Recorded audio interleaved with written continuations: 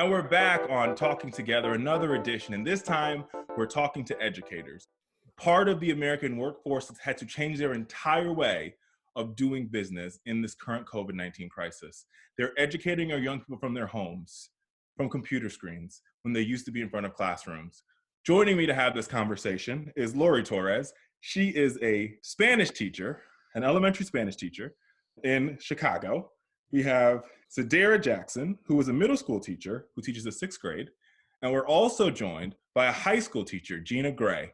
They're from Los Angeles, Detroit, and Chicago, respectively. Ladies, welcome to the show. Hello. Thank you for having me.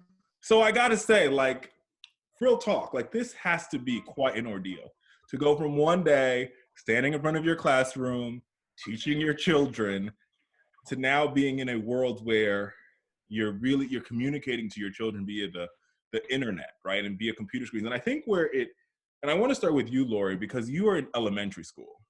Yes. And that has to be the biggest challenge. I can't imagine a world of talking to second graders in a classroom, 30 of them or 25 of them, much less figuring out how you keep attention spans and all of that on a computer screen. It's a huge shift. You have kids who aren't used to doing everything digitally, right? You have, I teach pre-K through 8th grade. So I have the little kids who like to be up and moving, through the 8th graders who, want to see the period go by as quickly as possible on most days. But the shift is biggest, yes, for our little ones, because many of them don't have the access or the understanding to use technology in a way that would help them move forward. And so teachers are being creative. They're creating videos, they're doing puppet shows just to keep them learning. So let's talk about that creativity. So I want to talk to you, Sadara. So you teach middle school, which is even, I think, harder than elementary school because they're just sort of hitting this, I want to be on my phone more than I want to be paying attention to the teacher. So that has to really be a challenge, right? And I think that what we're learning here is also, as we talk about this, is that school districts are also trying to figure this out as well. Yes. Out of the 67 kids I teach, currently right now, I only have 16 online. So I'm constantly calling parents and asking them, could they please have their kids log on? And they don't understand how to log on. The kids don't understand how to log on. So I'm doing a lot of FaceTime videos, just a lot of talking both parents and kids through even logging on. And that was before the district actually decided to do e-learning. They're going to actually start their e-learning program after we get off of spring break on Tuesday. So it seems what you're saying to me is that the educators, because I'll say this and I'll believe it, and if you don't believe it, people get mad when I say it, they can so be it. But educators who care the most about the children, I think they care more about the kids than central office folks do. You guys are coming up with plans in the stopgap measure to deal with the fact that in some school districts, leadership is behind. And I think that's especially telling when you really think about high school, right? So this is the age where these kids need to be in the classroom. This is how you prepare them for career, for citizenship, for college. Gina, I got to ask you, this has got to be an interesting time instructing high schoolers in this environment. It's a very it was very stressful. It still is. And I teach seniors. So I have 11th and 12th graders. And then I have an elective that spans 9th through 12th. And the real challenging part is second semester is an exciting time for seniors. And then to now have this shift to distance learning. And there was just no preparation. And we put distance actually between the learning and our students. That's the first thing that happened. It was just chaos. And we've had students that have just checked out, or it doesn't matter. There was so much emotional issues, and we tried to focus right to make it like this is going to be virtual learning. Everybody's going to get on. Everybody's going to do these things. And we really just had to pause and take that emotional check-in. It wasn't a great thing for many of my students to have a synchronous learning environment. We create a safe space in the classroom, but now to have Zoom come to where you live, a lot of students were like, no, I don't want it. I don't want a camera. I don't want to talk. I'd rather just put something up and I can do the assignment, because home looks different for everyone. I can carve out a little quiet space in the corner for me, but all of my students didn't have that available to them. And so that was a barrier in itself. Forget the assignment. They were like, you want to have I have to have a camera in my house? Like, I don't want you to see that. And I think that is what is missing when you hear people, when the mainstream media has this conversation about distance learning, they miss a couple of things. They miss, number one, there's 3 million of our babies that don't have access to broadband internet, period. Then they miss, number two, that in many of the cities where educators and states where educators do their best work, you're dealing with students who are on the line. They're on the line. Their parents are one paycheck or two paychecks away from not having a home in an environment where you need to shelter in your home. So I can imagine that has real impacts and implications onto how they sort of interact with this platform where, you're in their house, literally. Yeah. Lori, I see you shaking your head, please. I think because of the digital divide in our district, our kids are given the alternative of still picking up paper pencil assignments from the school itself. We as a district have tried to put devices in kids' homes. The state has tried to give kids access to internet. Of course, it's not happening at a speed with which makes sense. And so we're seeing the impact of that, right? I myself, as a mother of 3 kids in this district, I know that teachers are asked to reach out, and kids that you haven't heard from, they want you to reach out and see what's going on and see how we can help, right? Not just academically and with regards to access, but also social emotionally, right? Because this is, it's okay to see our kids grieve over the loss of their spring and their end of their school year, right? And the question still remains for us here in Illinois, how long are we going to do this, right? We don't even know if this is going to be the new normal through June. Will we be back in May? We don't know. And so my own kids ask, Mom, what happens if we don't go back this year? What does that mean for finals? What does that mean for moving on to the next grade? What's that going to look like? And so those are some issues that we need to address. Absolutely. So Sandera, you're in Detroit, and Detroit has been all over the news as sort of one of the new, after New York, Detroit and New Orleans are sort of second, right? And so you guys are sort of at the front of what is the silent enemy, COVID-19. How is that impacting not only yourself, I want to know how it's impacting you, but how is it impacting your ability to interact with students in a world where you can't really physically connect with them? It's really hard for me because I have taught the same kids. This is going on the 2nd year. So I have a really close relationship with my kids and my parents. So it's really tough for all of us. We've been doing a lot of phone conversations and just talking. We also lost a staff member and a parent since this has happened. It's really tough.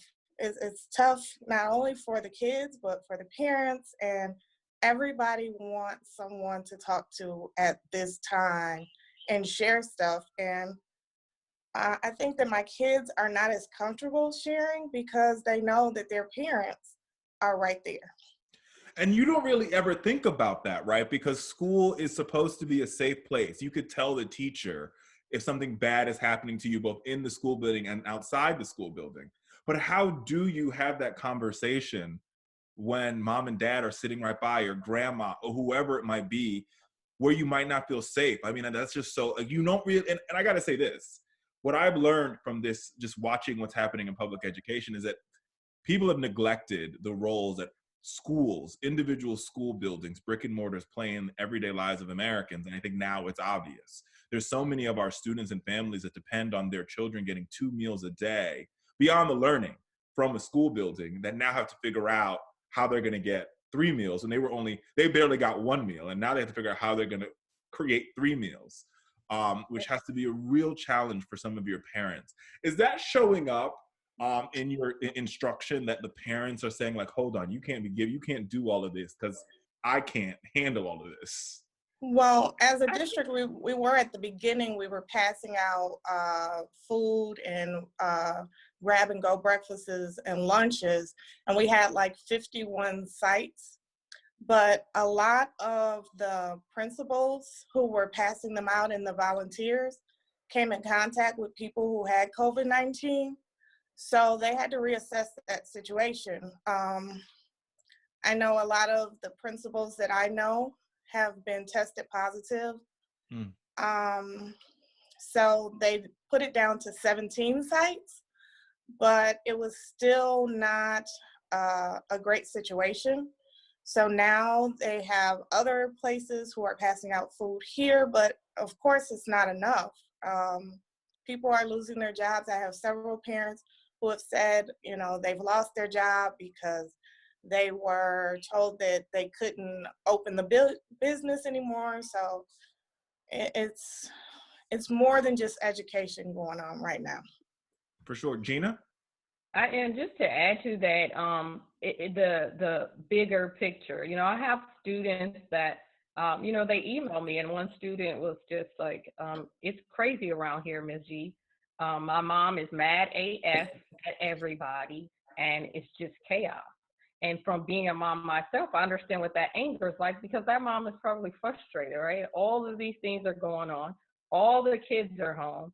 And now you're asking me about a quiet space so you can, you know, Zoom or you know, and I understand where that tension is coming from. And I also understand where my students, the classroom, we work to create that safe space. So a student can come into your classroom and be themselves without their mothers or parents or guardians watching them, without being judged for finding their voice and expressing themselves.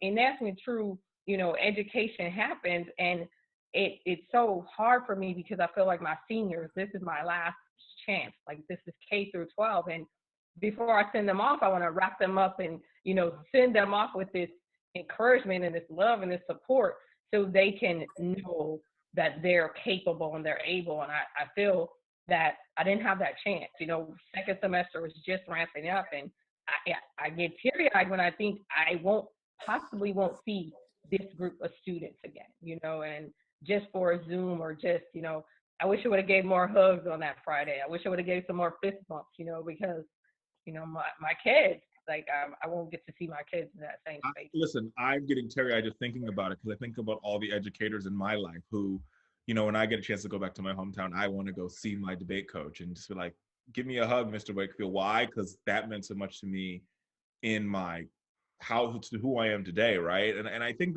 that's what makes this so hard, right? And I think, you know, while we obviously should be thinking about our medical professionals right now who are on the front lines, you guys are also on the front lines, right? There are 100 million young people in this country almost, that are in public schools, that have now been forced to sort of figure out how they do it via a screen. And Gina, you have a kindergartner who, when we were prepping for this interview, and like, I have to call you back because my kindergartner is on a 30-minute Zoom.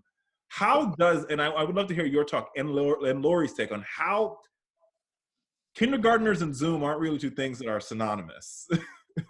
You know, the novelty wears off very quickly. You know, it was exciting to see everyone, but, you know, they were going around to try to share, and it's 20 plus kids. And, you know, my Tinder was the first one to say, when is this meeting over? You know, she was ready to do something else. She saw them, we sang a song, but, you know, to actually think that she would be engaged for that amount of time, it didn't stick. And she misses her friends, but that doesn't give her what she needs. She's like, okay, yeah, you know, I want to go back to school. And that's really hard from the parent side, because I haven't actually explained it to her that she will not go back, because her district has already announced that they'll stay out.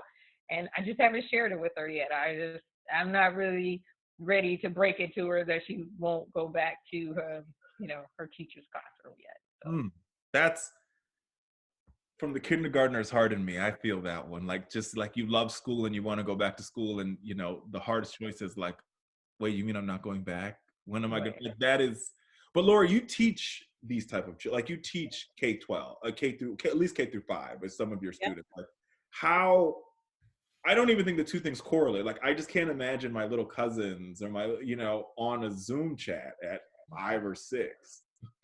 I think as teachers, we need to be flexible and understand what kids can handle depending on their age, right?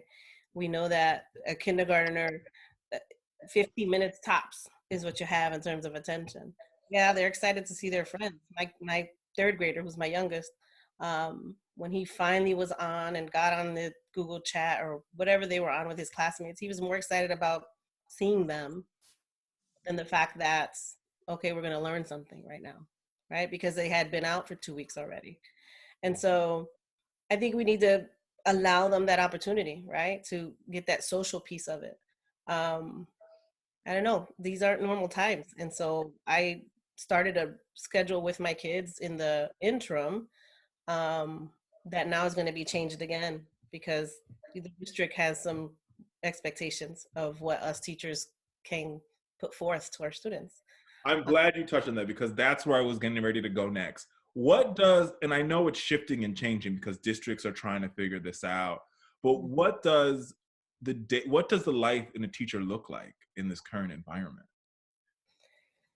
That's a tough question. Yeah, chaos. It really is. I think because we're trying to put all our ideas and all the things we do in one box to meet those needs, but what we do on a daily basis doesn't fit in one box, right? And it's about those kids who sit in front of us. Mary might need one thing, and John might just need you to tell him he looks good today, right? So that he can work with you. But that doesn't come across on a computer screen, right? And it's a relationship that you build with kids that now has lost some of that personal aspect to it, right? And you try to maintain them, but the reality is that how do you do that, right? Because a Zoom or a video conference is with the entire class in one sitting. And so that personal space is, like Gina said, is different.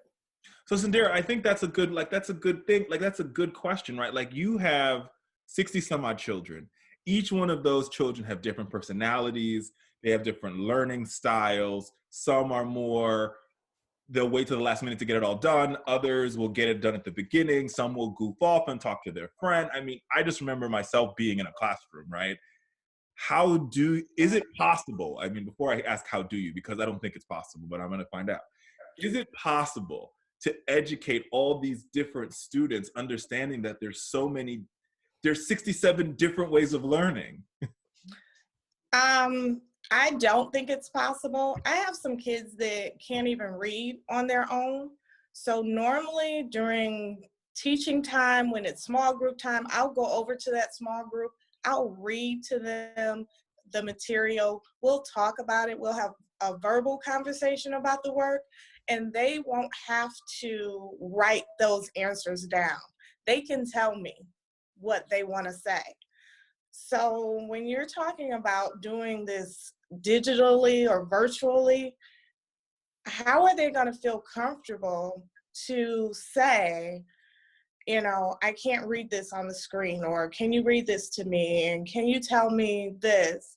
And if they can't type it out because they weren't even able to write it out. So what do those students do now?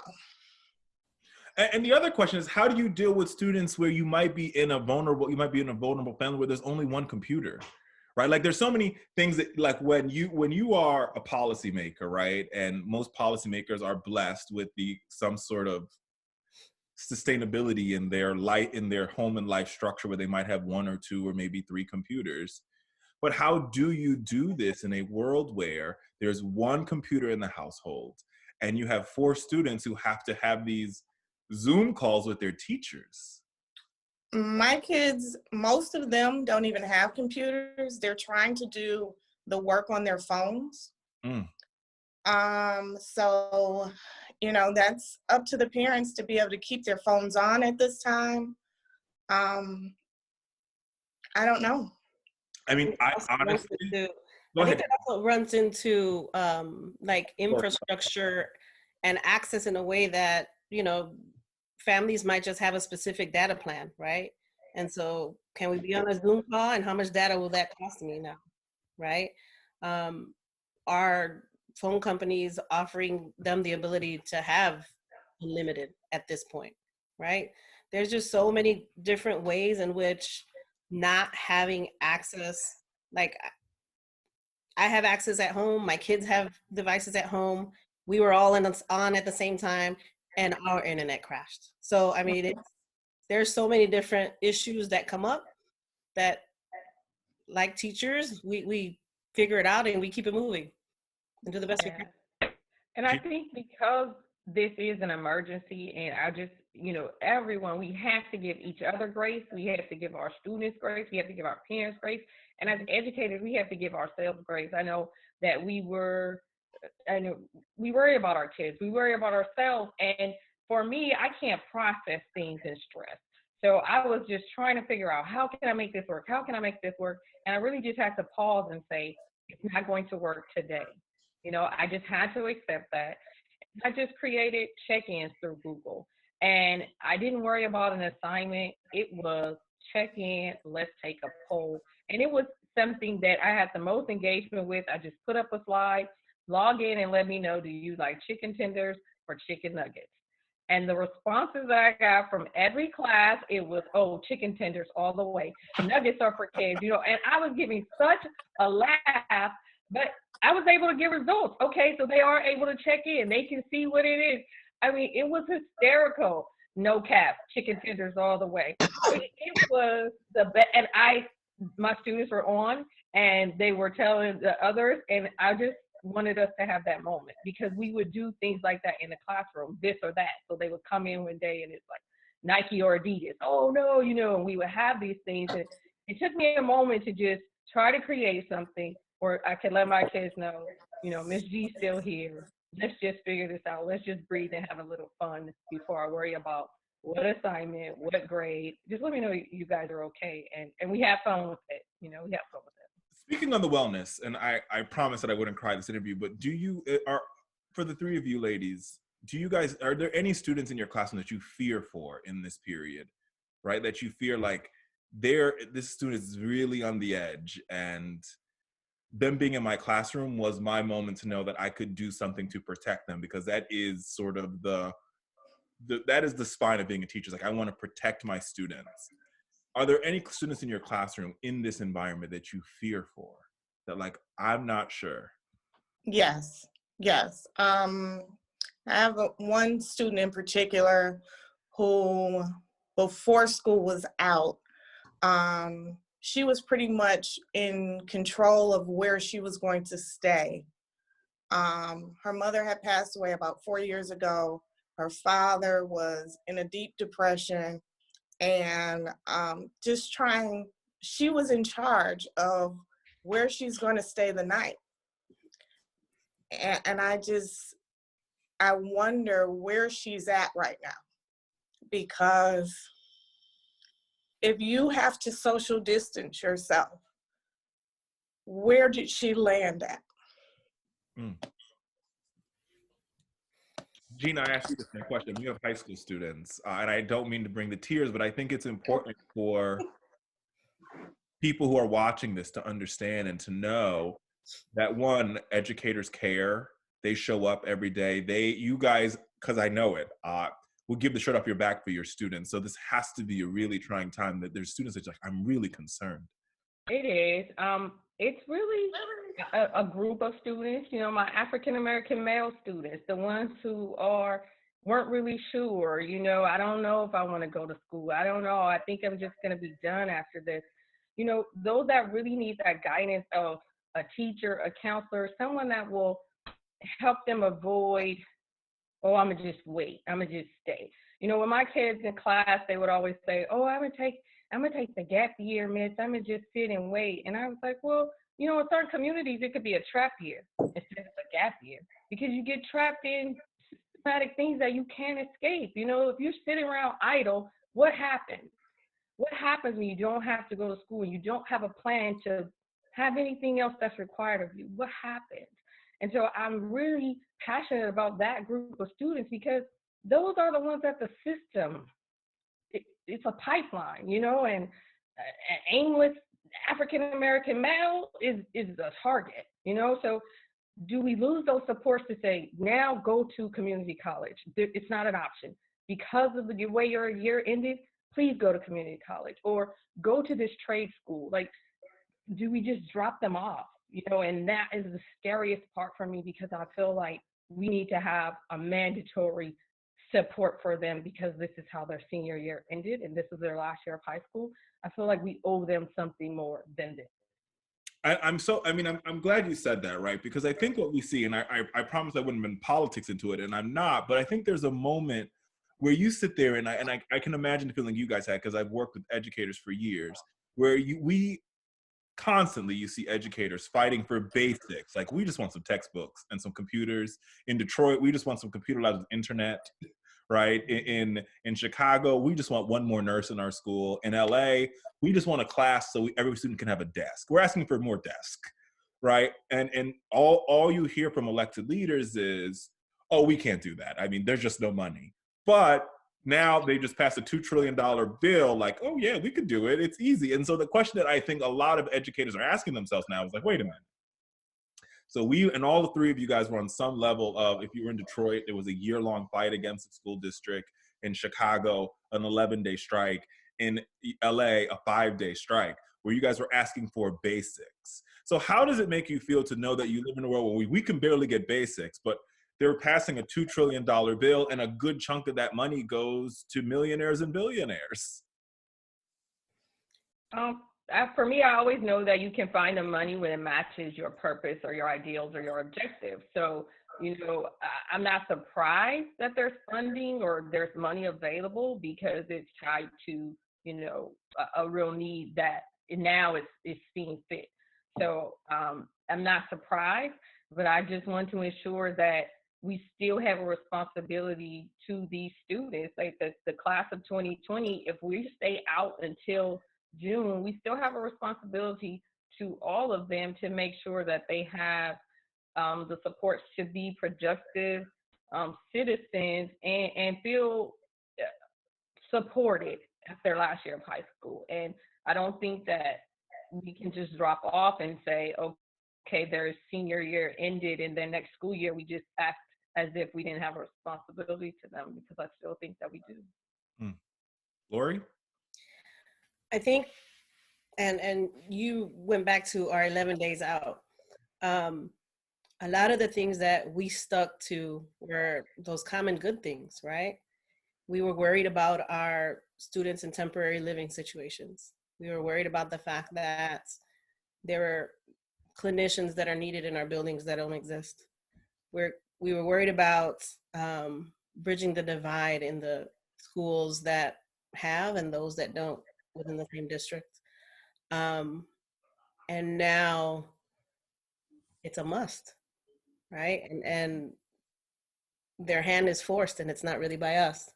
It's forced because they know that our kids demand and require more.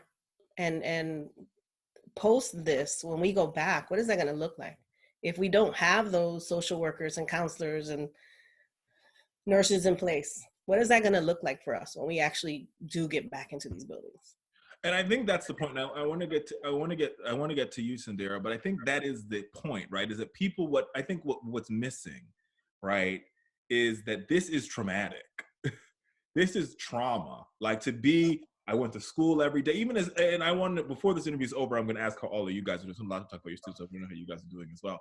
But in this moment right here, this is traumatic. I mean, to go from, I went to school every day, especially if you were in your formidable years, 3 to 7, right? High schoolers as well. If you're in your senior year of high school and you're on the edge of whether you're on the bubble of, I go to college, I don't go to college, that extra semester, that extra time with a college counselor or with a Miss G makes a world of difference. So I mean, I guess my question here is does it bother you that knowing all that is at risk for these students, that there doesn't seem to be a real response from federal, and some state governors are trying? I mean, it's an impossible job as well, because you're trying to figure out how to do this in a world where, well, we put 25 kids in a classroom. Okay, we could do that. Now we're dealing in a world where they're all dispersed all over the place. And in a city like Detroit, on top of that, the governor and the mayor and the elected leaders are dealing with the fact they're also dealing with the pandemic head on. So how does is there a balance? I don't even know if that's a question, right? But I think it's just it's a statement that I would love for you to respond to. I think that the governor, I will say, is trying to get the legislators to do the right thing as far as school. She has made the decision that we're not going back. But they have not voted on exactly what that means for us. So we are still, even though the governor said we are going to, get the funding and everything is going to be fine, it's really not up to her. And they haven't made that decision yet because they haven't met to make that decision. I think everybody, as far as the governor and the mayor and the school district, is trying to take all of your concerns that you said into consideration, and they're trying to make it happen. But I just don't think this is trickling down to the teachers and the students, who are most important in all of this. Do you feel that your voice is missing from the conversation? Definitely. Well, I feel that our union works very well. Like, we have some strong union leaders. We have some strong teachers. And we are making sure that we are bringing our voices to the table. We don't have answers yet, and I'm fine with not having answers yet, but I know that we have some warriors out there, and they are making sure that before you get to the answers, these are some key facts that you won't ignore, and we're such social justice warriors all the time. It doesn't stop for us in this emergency. An emergency doesn't take away equity. And so I know we don't have answers, but I'm trusting that those voices, like my union, where we are giving our voices and they're talking to the teachers, I know that when they get in our room and they're sitting at their table, they are representing the teachers, the disenfranchised groups, the ones that you try to overlook, our special education students. Like, I know that my union is working hard, and they're reaching out to us and they're telling us, we don't know, but we're working and we support you. So I feel very supported in that way. And the unknown part, I think, is the hardest part, right? Because I think the job of educators, at least from my experience, both working with you guys and being a former student, is the teacher always knows what's going to happen next. Or even that was always the appearance. Like, well, she knows that tomorrow, well, if I came in on Monday, she knows it's going to happen on Tuesday. So how does that feel as an educator, knowing that your students depend on you to know what's going to happen next, that you don't know? And it's not your fault. It's just the climate that we're in.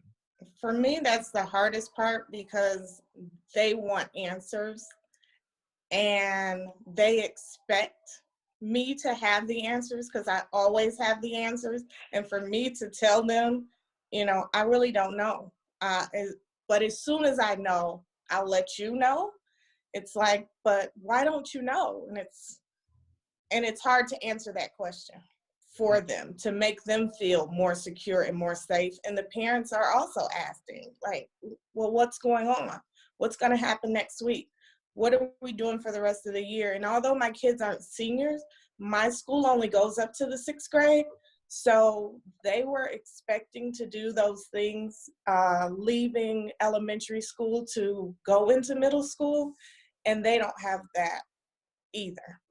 And how are you guys, how the three of you guys holding up? I mean, I think we spent a lot of time talking about what it is, but I know being a teacher is something that is sort of in your life. My mom is a nurse, and my mom, I'm 33, and my mom has been my nurse from day one, and she's still my nurse, even though she's 6 states away from me, right? I call her when I'm sick before I will call my doctor.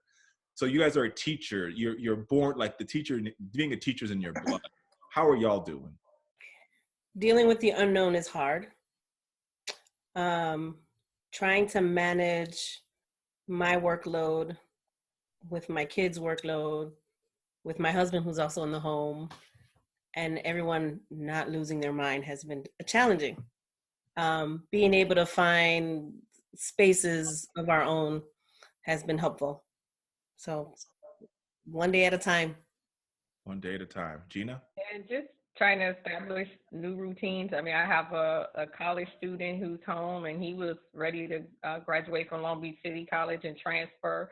So there was one particular day, I think he was a Zoom call school in the back, I'm Zoom in the front, a kinder just running around for somebody to, give her attention. And I just really was like, it's okay to pause right now, and I had to just give myself that. And we talked about like not knowing.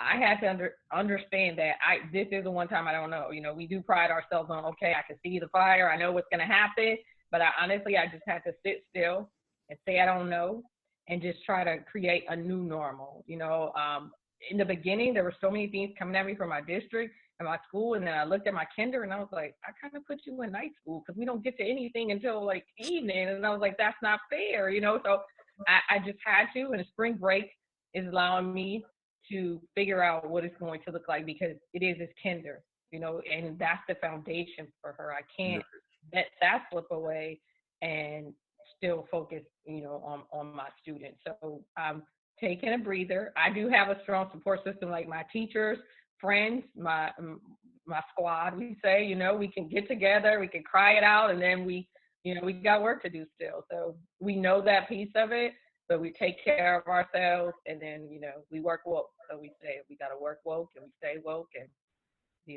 we still on. Sandera? I think I'm doing as well as I can be. I too am here with my daughter, who also works for the district, so she's here. I have a high schooler, and my husband is also working from home. So we're just trying to make sure that we're having a quiet space to think and breathe, and also trying to get together and making sure that they are all okay. So trying to have as much of a normal life as possible. And is there anything that you guys want our audience to know about what it is to be an educator in this COVID-19 world or environment? But we're actually, right word, worlds. I think as educators and also parents, I think we need others to know that it's okay not to know. It's okay to not be okay right now. But it's a must to make sure you have that circle that you can reach out to when you're not quite right, just to get you on track. Gina?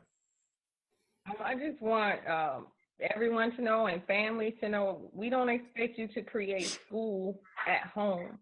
We want you to create learning opportunities that happen in your home, and you have teachers to support you with what that looks like. But if you don't finish the entire packet, it's okay. But maybe you baked the cake today, and you spent some time doing something else that you normally wouldn't have done.